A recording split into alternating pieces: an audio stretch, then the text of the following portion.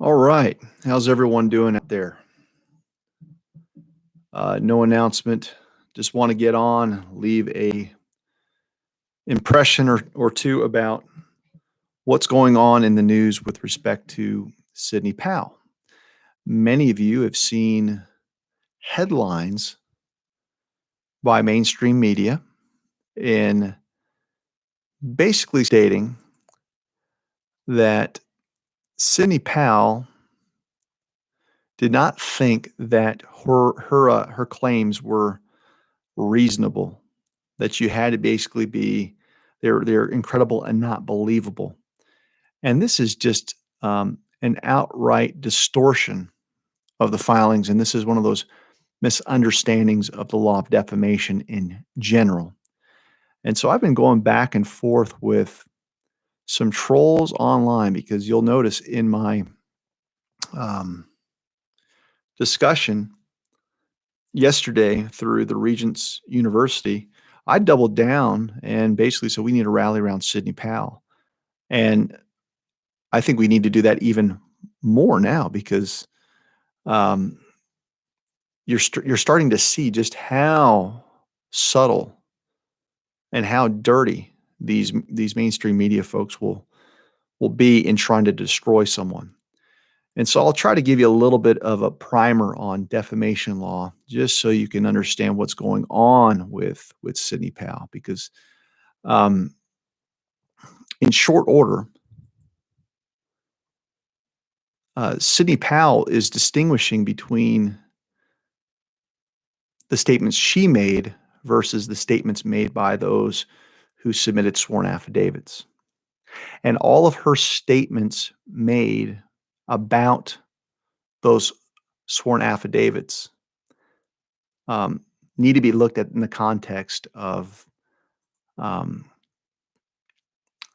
legal opinion.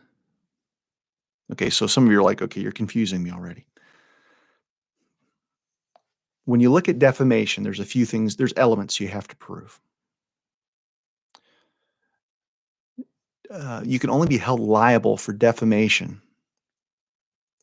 if you, the person who's publishing the statements, are making false statements of fact. Now, keep in mind, Dominion is suing Sidney Powell. She's not making false statements of fact. She has filed court filings that contained other people's statements of fact. And so people are saying that, um, so what she's saying is that if you are, no reasonable person would construe her statements as being statements of fact. That's what she's saying.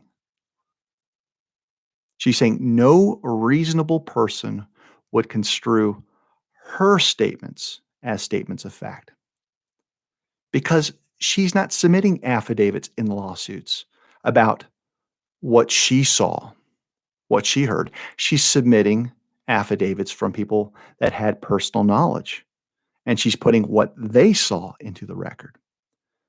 Do you see the subtle distinction between her statements versus what she's relying on in a court proceeding? And so she's telling everyone in the entire world, I repeat, no one that's out there that's reasonable would construe her statements as statements of fact. It's her legal opinion that she's sharing with the world based on someone else's facts. And because it's legal opinion, you can't disprove someone's opinion as a matter of law. Opinions are protected speech. So if the judges follow the law, this case will be dismissed. It certainly won't go to trial.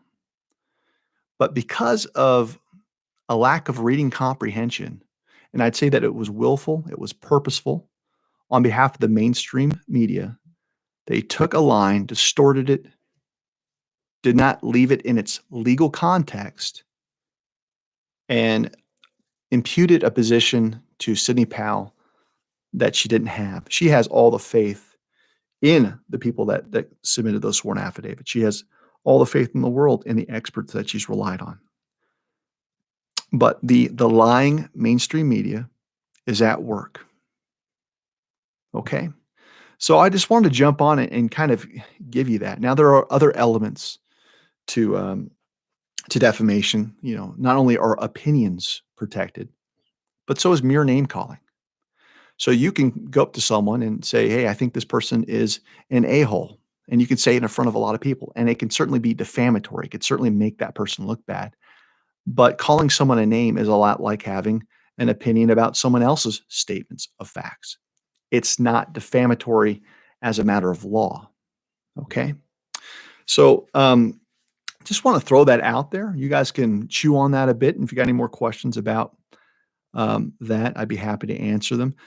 I wasn't planning on coming on tonight, but um, I'm just kind of like, what the hell, people? Um, learn how to read. And so there's a lot of cases that people are basically posting her case. And what they're referring to is her stating a legal standard from a different decision. It's not even Sidney Powell's own words. I mean, that's just how unscrupulous these media outlets are. But it doesn't matter if the mainstream media is comprehending what's actually occurring in these lawsuits correctly. Leftists just want to take that distorted headline and run with it. And that becomes the new truth. That becomes what everyone's sharing. And if you don't do the digging and you don't challenge it, you don't confront these liars, it becomes fact. It's um, Eric Goebbels all over again. Let's keep saying the same thing over again, and then people will just start thinking that's the truth. That's how dangerous this media is. And today was really disgusting because a lot of people were parroting this as if it was the truth. You all need to look at mainstream media like they are just a pack of roaming hyenas that that are just despicable, evil human beings. If you even want to give them the credit of being human. Okay, so that's off my chest. 7 minutes, but let's go to the live chat and see what you all want to talk about. Hi, Mary. Hi, David. Thank you. I hope that you all appreciated the talk. I didn't have a lot of time to prepare for it. Didn't really know what to prioritize. The hour went by so quickly. I know that a lot of you had questions, but I tried to give the best presentation I could under the circumstances. It's also really difficult because I'm not used to doing public interviews. This is a really new um, phenomena for me. You know, I've taught in a classroom. That's it. Get in front of cameras and staring at screens and trying to connect with an audience that I can't see is really new for me. So I'm hopeful that the presentation was clear enough. But um, in any respect, if you thought mine was weak, there were a lot of good presenters earlier on. Joe and Jim Hoft, Dave Navarro, a lot of folks did a great job just giving you a lot of the evidence. And if nothing else, at least I was able to bring attention to the hard work of the people that I've relied on and give them a shout out. Was able to give a shout out to John Droz Jr., who did the wiseenergy.org website that contains a compendium of all the case filings that were filed by Trump or by the GOP, and that's there for you now. Most of you are familiar with my website, theprofessorsrecord.com. I was able to give a shout out to the compilers of here'stheevidence.com and electionevidence.com, which are far and away the best archives that are out there that has been created by patriots like yourselves. I was able to give a shout out to Dennis Ha about the tightness of Dominion machines. I was able to give a shout out to Edward Solomon, whose work has been underutilized, but I hope it will be used more. And so a lot of the stuff that we've talked about, um, I was able to get people to just hear the names of folks that have been so instrumental. So I want to thank everyone that's taken the time to meet with me, to let me do these interviews, to educate myself, to educate you. And then last, but probably the most important thing is that we are able to take that opportunity to shine a light on Maricopa County. And so I'm hoping everyone that saw that says, what's going on in Maricopa County? They got to hear the word kinematic artifact scanning. They got to hear about Jovan Pulitzer. And so I think we can add this 7-hour integrity conference, add it to Mike Lindell's 3-hour absolute proof documentary, and just keep adding to the record, keep getting information out there. And so, what I would ask of you all is if you haven't done this already, um, consider going to the Regent's website. I posted the link to that on theprofessorsrecord.com. And each of those interviews, there's about hour blocks. Consider downloading them and hosting them in other places. There's really not my place to say that. I don't know if there's going to be a copyright issue, but I've asked for permission for my video. But we need to make sure that the Regent stuff doesn't get taken down too. So you might want to consider providing backups. I've asked for my own copies, but again, I'm somewhat limited. I don't have a full team or a staff or computer servers to basically download hours upon hours. So I'm going to rely on the free marketplace of patriots to help make sure that this evidence survives. And David, yes, you are from Eagle, Idaho. So good to see you. Jack Carroll says, really accurate presentation at Regents. David, thanks for speaking truth. Thank you, Jack. I hope I did you proud. Glenn Law, love your work, David. Aussies are with you. Loving the Aussie segment here. We've got a lot of folks from across the pond in Australia, in Europe. Yeah, Angelic Nature says, Sidney is getting hammered in the press. Yeah, there's no merit to that story, as I've just explained. It's just, it's such a distortion of what she's talking about. It bears repeating again. Sidney Powell saying that no reasonable person would find her statements to be anything other than a legal opinion. So she's questioning the reasonability of lawyers and judges as construing the statement she made as anything but her legal assessment of the facts made from other persons.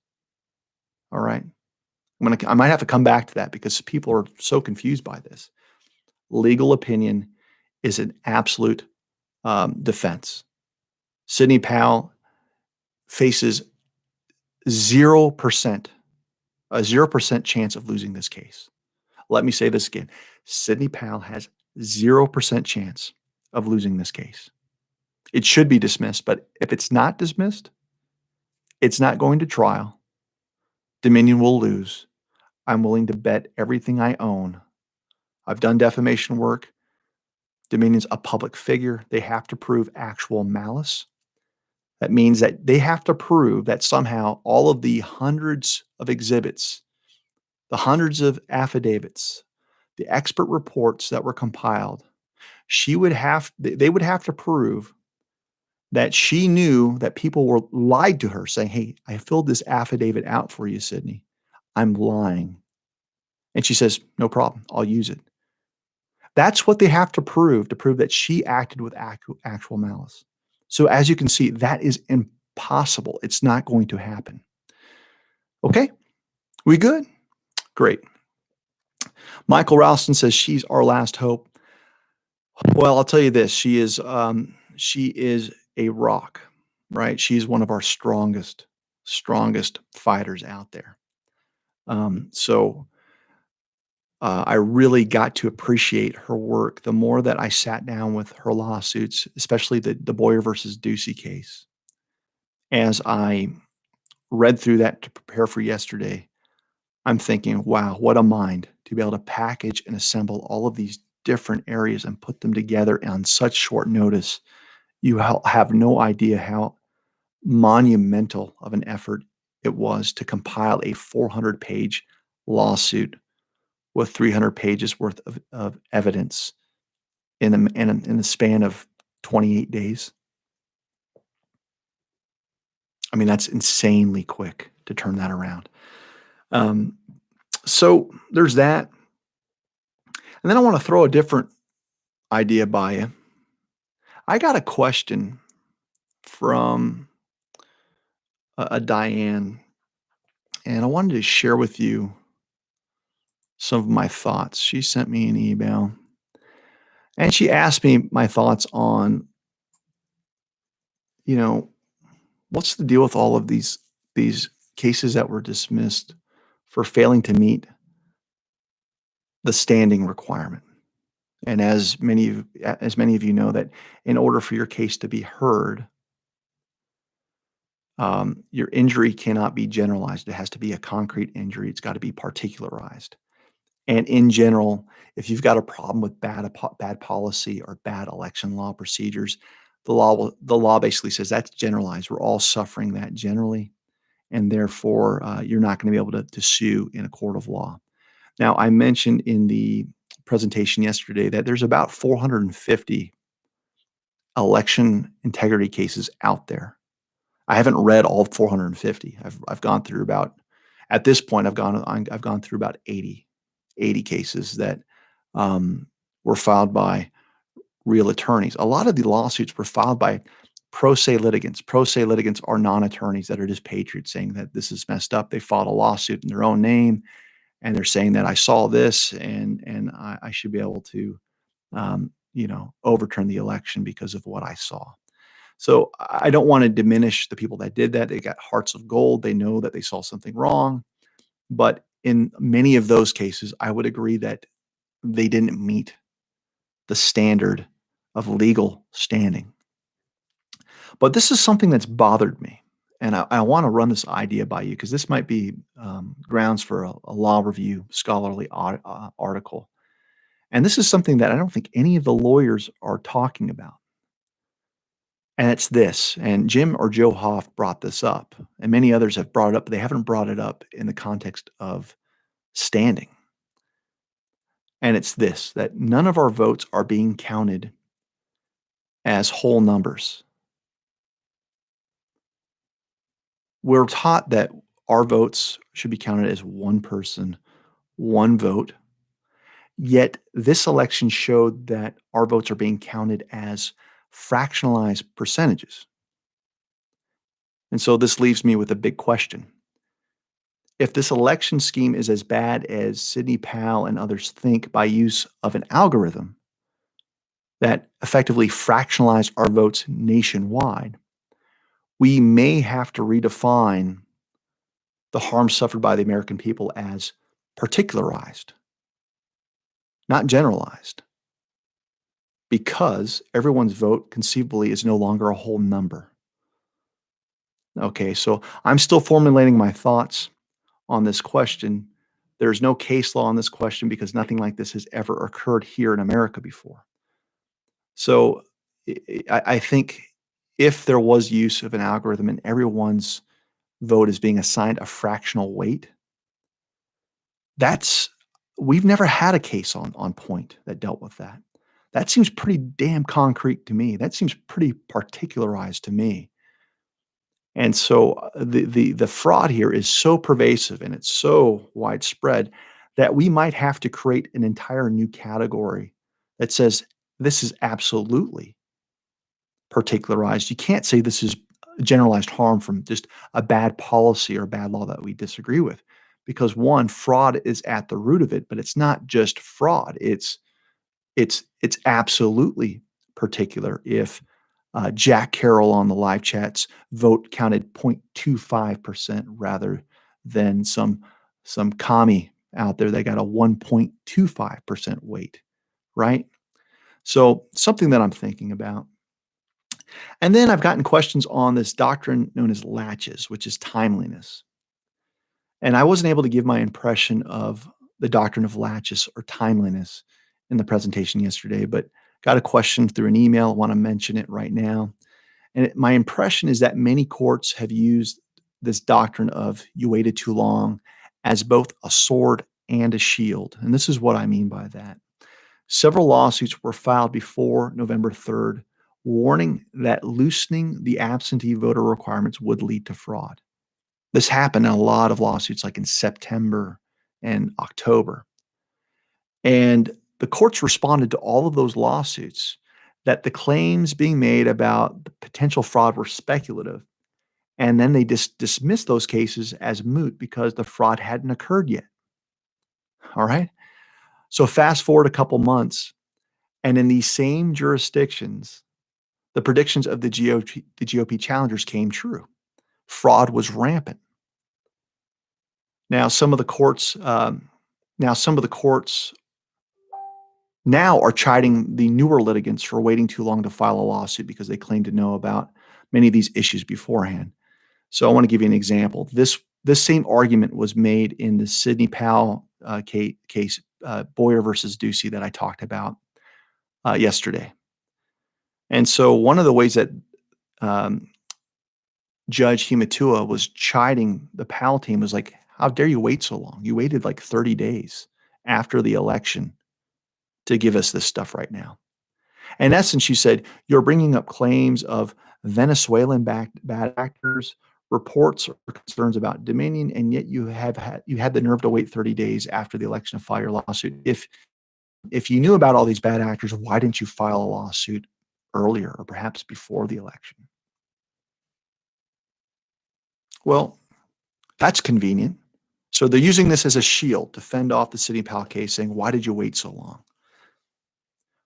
But they're conveniently ignoring that if Sidney Powell had filed a lawsuit before November 3rd, like the other cases, they would have had dismissed her case because the injury that she's talking about hadn't occurred yet. So she was in a pickle. It's like, all right, you're speculating about what's about to happen, and because it hasn't happened, it's moot, dismissed. You wait till after the fraud occurred. What do you mean you knew about Dominion? What do you mean you knew about this Venezuelan guy? What do you mean that you had information from United States senators that there was issues with election integrity and you're waiting till now? How disingenuous. It's bullshit. It's bullshit. So this is the kind of this is the labyrinth of where lawyers can be really, really um, devious in trying to use the law to resolve cases in a way that doesn't end with justice. Okay. So, um, other question I got was why did ACB and Kavanaugh not join others in hearing the cases? Um, I don't know. I can just tell you I'm disappointed. I don't have any insider intelligence on why they did that. I can speculate, but that there was immense pressure from the Chief Justice, perhaps, but I don't know. And then the other question I got is on House Bill 1. If it passes, do I think it will be challenged and be heard by the Supreme Court before 2022? I do. I think it would be heard if it's passed. I do think that it will be found unconstitutional, even with the current makeup of the court. The consensus in most Republican states, especially if you listen to the secretaries of state in the Regent um, presentation yesterday, is that not only is it unconstitutional and that they will sue immediately if it's passed, but two, even if it's passed and held up by the Supreme Court, they will ignore it. They will ignore it. And I'm like, rock on. So we've got some Secretary of States out there that are doing the right thing. Missouri is a great example. Okay, and then so yeah, hopefully this kind of provides some clarity on Sidney Powell, on some of the questions that I've received from you all. And then I really wish I kind of would have had more time to talk about the last question, or really the only question that Michelle Bachmann could ask me at the end of the presentation. And that's like, is there anything we can do if we were able to prove that fraud existed beyond a reasonable doubt? Um, and I think I was right when I said fraud vitiates all. And I think you could potentially go the impeachment route based on fraud being a high crime of treason or misdemeanor. But I don't think that's the right analysis. I think the right analysis is that the remedy of impeachment only pertains to legitimately elected officials. And once they are legitimately elected and they belong in office, then you can afford them with a trial of removal. But here, if you prove that Biden never won, then I think you can raise an argument that he's not entitled to an impeachment trial because he's not the president. And impeachment is for removal of someone that was legally elected as president. So I would like to think that probably the better remedy, even though we've never had this happen in our country, would be that fraud vitiates all claims, it destroys all contracts, it destroys all elections, that the Supreme Court could order new elections to occur, either in some of the states or all of the states. And suffice it to say, if we got to that point, Biden's not going to be on the ballot, and neither is Kamala Harris. In fact, none of these Democrats that were complicit will uh, be near. And I think at that point, um, the amount of unity, even amongst Democrats, if we were to have an election like that, would vote resoundingly for the person that was defrauded. So if I had a little bit more time, I think I would have unpacked that answer and given it to you all. But you're here tonight. You got my thinking and my analysis on that issue. All right. So Michael Ralston says, hopefully Jovan comes through for us. I agree. He put out something that someone infiltrated his team and betrayed him.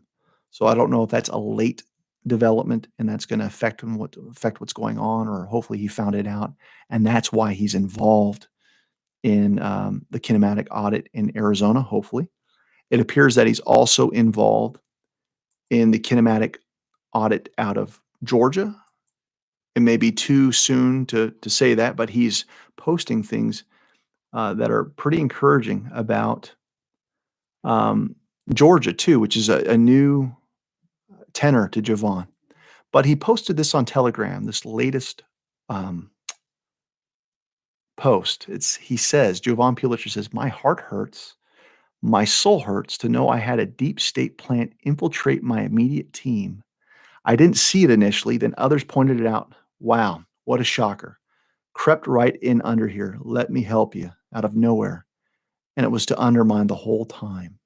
So I really hope that this isn't something that he just found out about and it's going to force the wheels to roll off on his involvement in New Hampshire, Georgia, and Arizona. It also looks like Wisconsin's getting in the game and they want to do a full investigation as well. So good news is there's still time before May. Uh, it's good that they caught whoever this infiltrator is. They threw him out, and we can right the ship. But if there's anything that I receive or any updates, I'll be sure to do a live cast and give you an update. Mary Jones says the lawsuit is all about intimidation. The Dominion one, I agree. Um, okay, I'm scrolling up. I'm a little behind. I'm behind, but I know I've been talking. So, um, yeah, Mary Jones says the weighting percent show premeditated bias. Yeah. Um, Big Pete's on. Good to see you, Big Pete. What's going on in Wisconsin? Heard something today. Yeah, Wisconsin's got. Let me see if I can find that for you. One of the cool things about um, growing a platform is now I don't have to really do any research. The amount of information you guys are throwing me and emailing me, I can't. There's so many emails and videos that I'm supposed to watch. But yeah, there's a breaking report. The Republican-controlled Wisconsin Assembly has now authorized investigation of the 2020 presidential election. So that went out last night. So it looks like the people of Wisconsin have seen enough. And there was also um, a report from the dailysignal.com that Democrat operatives got secret internet connections at a Wisconsin election center. So effectively, they were able to hook up to the internet and potentially have access to the machines, which would be contravention of state law because those machines should not be accessible. You shouldn't be able to get on them, but we know that you can. Hence the famous video of Jovan Pulitzer getting into the Georgia runoff election. Okay. Yep, damned if you do, damned if you don't, referring to the dilemma of the doctrine of laches and mootness and standing. Right, you're just these courts are trying to just ding you in any way possible to make sure that they don't have to hear your case, and that's what they were doing. Um, Carol Hugenberg says lawyers are manipulators, not truth seekers. Carol, that's true, except for this guy. This guy, I'm not a manipulator. I'm a truth seeker. Lynn Wood's a truth seeker. Sidney Powell is. There's some good lawyers out there. We just need more of them. Oh, and the other thing that I wanted to share with you.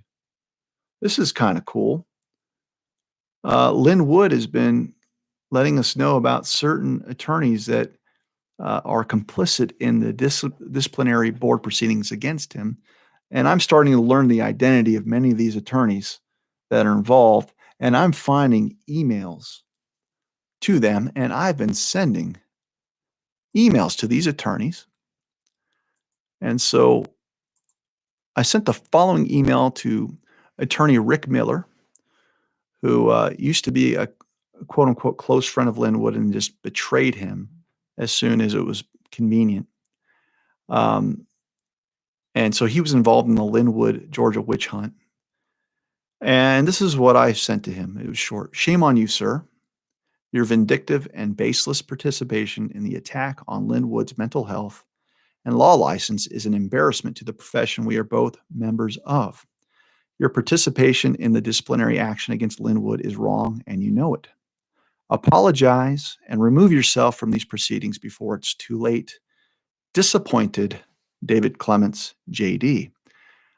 So anytime I get an email from an attorney that has any relationship to the retaliation against Linwood, even though I'm not a Georgia attorney, I'm sending it.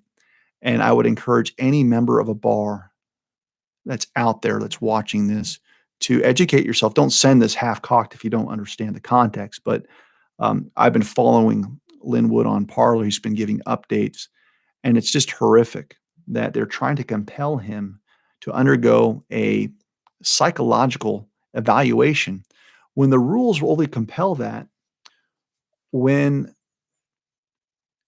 your client has concern. If there's been some impact on your client, then the bar can compel you. But none of the complaints came from any of his clients. They all came from people that were pissed off that he filed a lawsuit challenging the election and that he was a Trump supporter.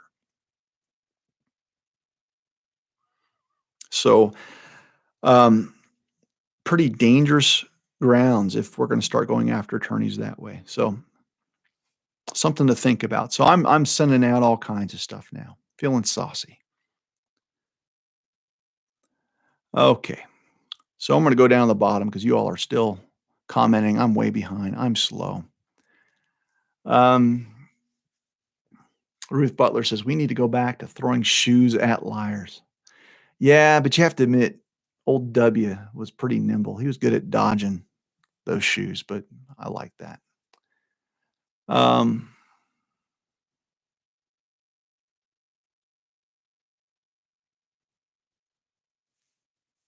yeah, well, hopefully my words will reach his conscience. I do. Well, I'm more mad at him than really do whether I care about it reaching his conscience, but I hope it does. I hope that he shows up to work. This attorney in Georgia opens his inbox and there's 5,000 angry emails saying, "We're on to you. You can change this now."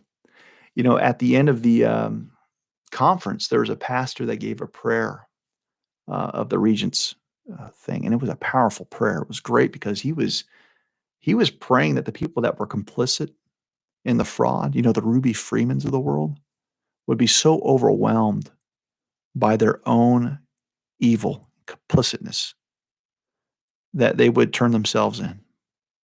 Now that's a prayer I can get behind. I love that prayer. Yeah, some people are concerned about whether they're gonna come after me as well. Um, could happen. I've got a lot of people, um, worried. I still feel like there are days where I'm gonna go to work and just have my office raided. Um, Yeah, but I'm not really sure. Um, I really don't think about that. I'm just not one of these people that's, you know, when my wife's mad at me, that scares me. That's about it. This other stuff, I mean, I grew up in a pretty, rough rough neighborhood, and I still live in the hood, man. I mean, oh, this is one thing I couldn't share with you. I'm glad that my interview with Michelle Bachmann ended when it did because right when it ended, I've got this neighbor that likes to, boom his bass and play rap music really loud, and it was just, like, blaring through the door to the right of me, so good timing, that was providential too.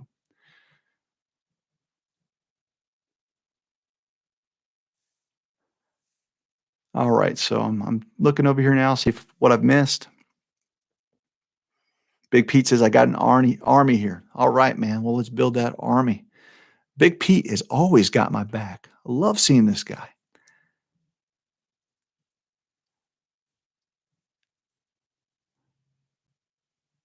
Right, so looking at your comments, seeing if I can find a question that I haven't answered yet. I'm sorry, folks. Um,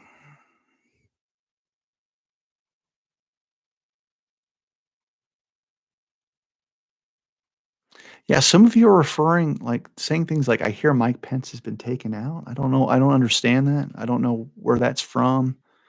Um, yeah, I don't know if I've missed something. So please chime in if you have some news about Mike Pence. That's news to me. I don't know who the deep state infiltrator on Jovan's team is yet. He put it on Twitter. Perhaps he'll release that information and we'll know. Um,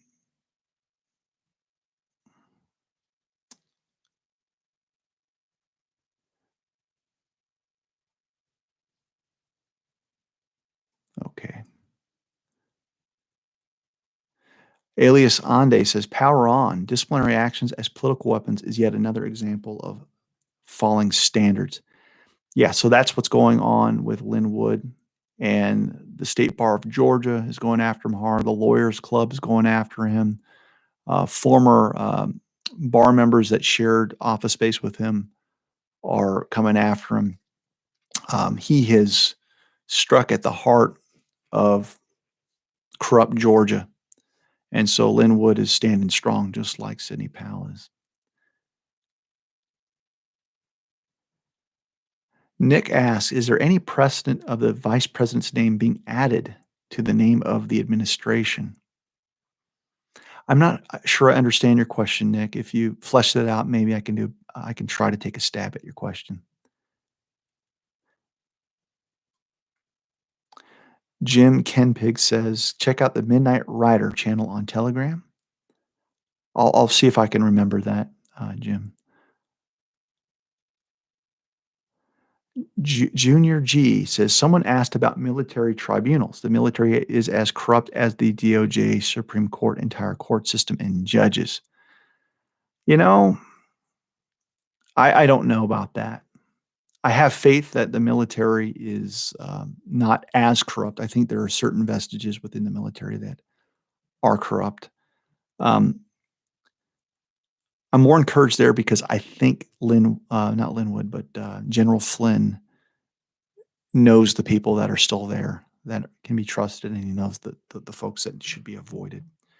Um, because Linwood, I mean, not Linwood, General Flynn um, was basically the national security advisor at one point, and his history in the military is just so prolific that I think he just had he was in a position where he knew so much. That's why Obama and all these people had to smear him as soon as they learned that he was going to be the go-to person for Donald Trump. Um, so I'm a little bit more encouraged that there's some good people there, but I could be wrong. I'm not in the military.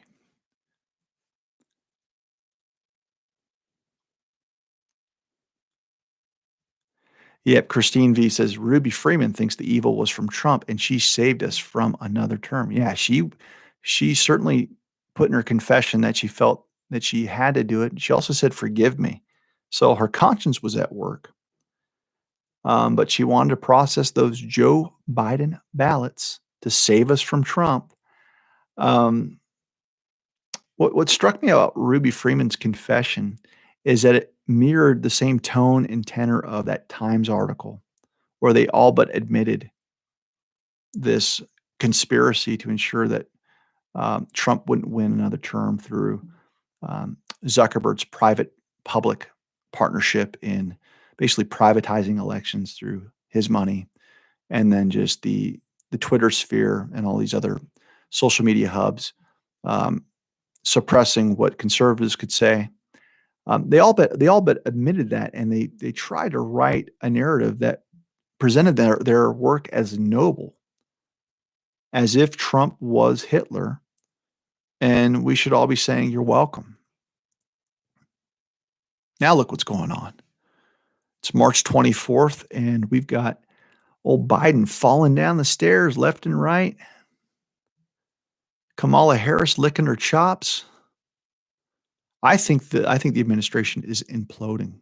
I think it's imploding right now. There's so much drama behind the scenes. Mary Jones says truth wins and truth is nonpartisan. I like that.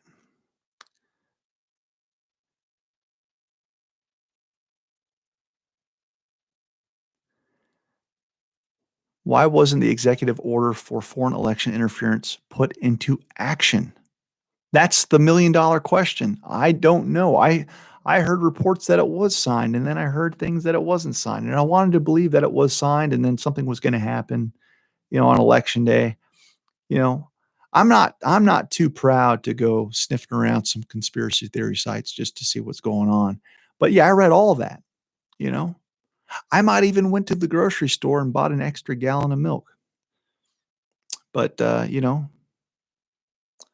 stuff didn't happen. So I'm not sure what to think about the executive order. Maybe there's a long game. Maybe the long game is just to really, really, set the trap. I don't know. That's just wishful thinking on this point until something like that happens. But I'm praying for a miracle, right? And miracles have to be crazy, or they're not miracles.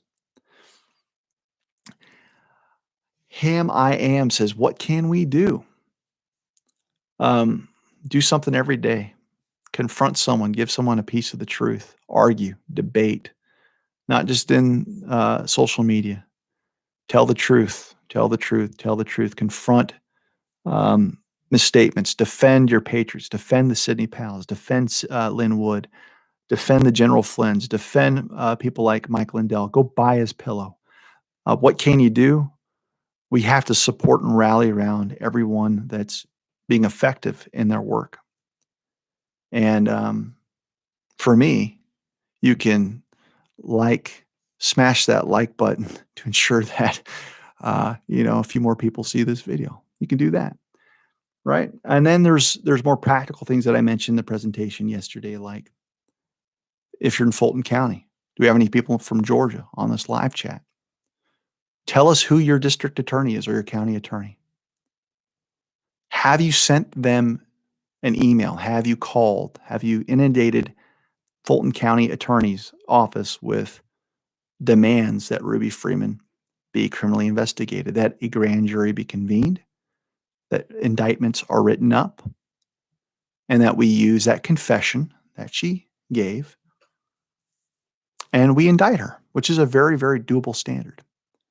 So that's something you can do if you're in Fulton.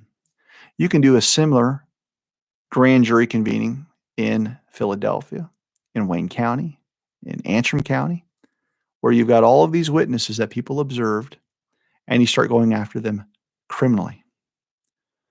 And if you've got good prosecutors, they can develop the case and get more names and more names, and you can get more indictments. That can be done.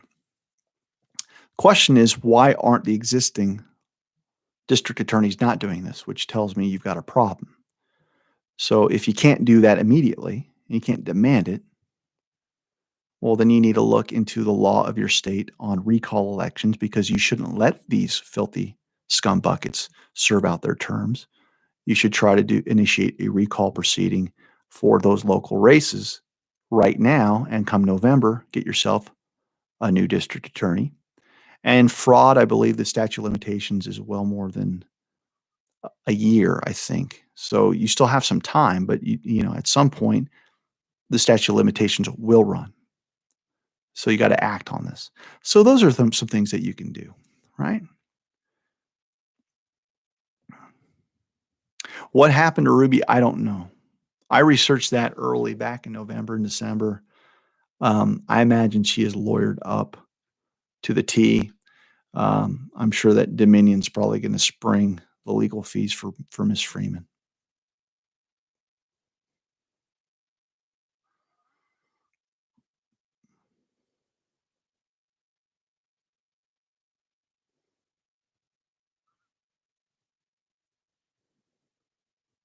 Yeah, Carol says we can all run for office. I'd love that. I'll try to fix the elections to make sure that they're fair and legal and done right, and then you all run for office. And let me know if any of you are serious about it, and I'd love to interview you. You can come on this show. I'm supposed to talk with a guy named Mike. We're supposed to do it Monday, and I had to do a rain check. He's running for office in Texas, and he's going to give you all an update on the border crisis. And so I imagine I'm gonna try to get with him on Friday. So we had to delay the professor's record interview that I normally would have done and recorded so I could do the regents, conference. So if any of you are serious and you end up running for office, um, send me an email, and if to the extent that we can do an interview and people feel good about you, hey, I'm all about helping some good people out. So let me know.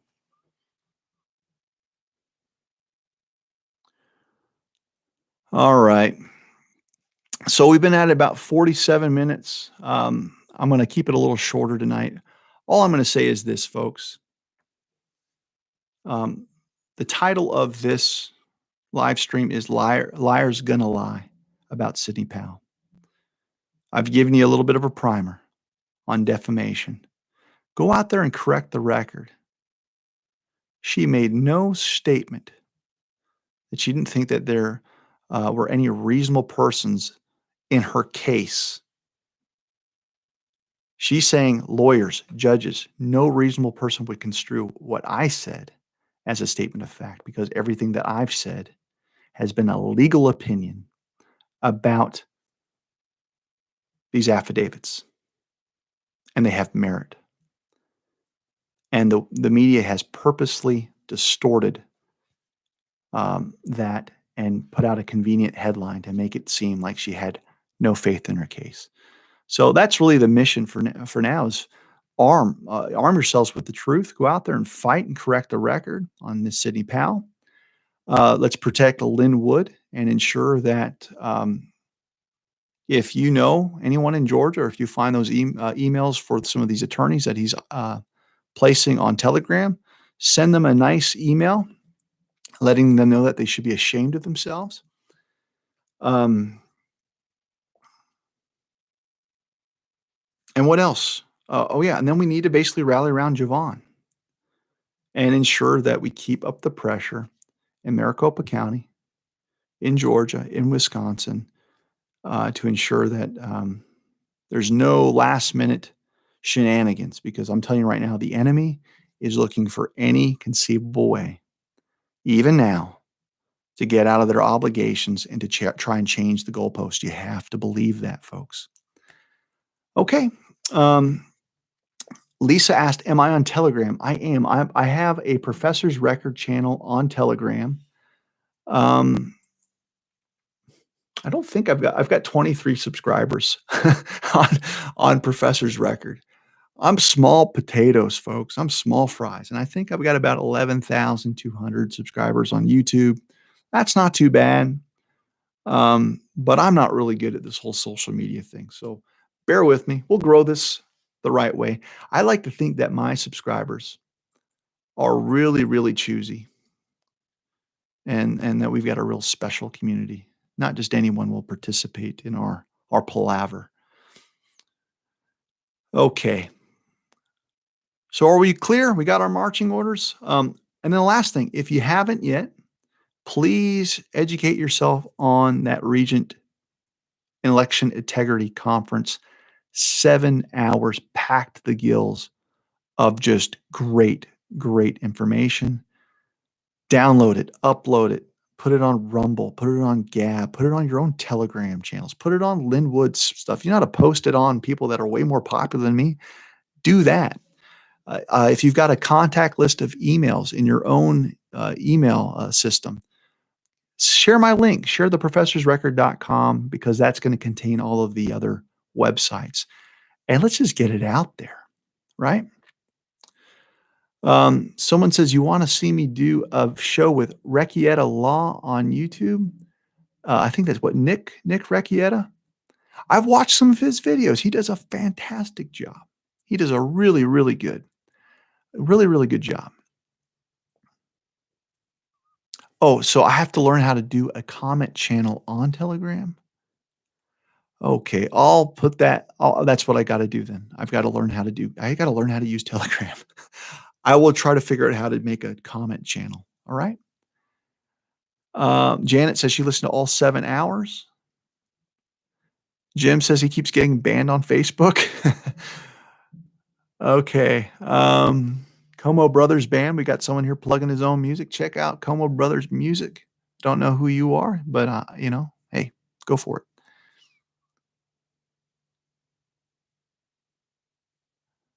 Okay, and then Big Pete's gonna remind us all what John Rambo told Colonel Troutman, "Nothing is over.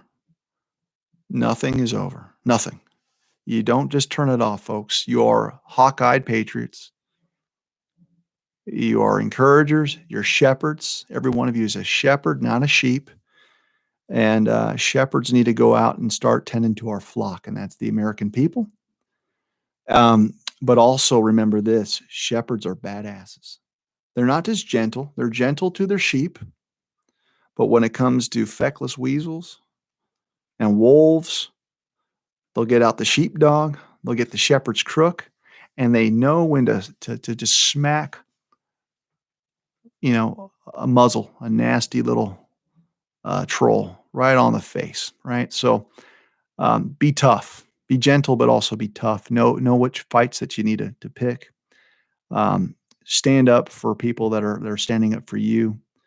I'm so encouraged by just your prayers, the way that you've looked after me. You've been so encouraging, and there's not a whole lot of joy that I'm seeing out there. But the few times that we can get together on these live chats are sweet moments for me. So don't make me tear up, folks. Y'all take care. God bless y'all. Have a great night.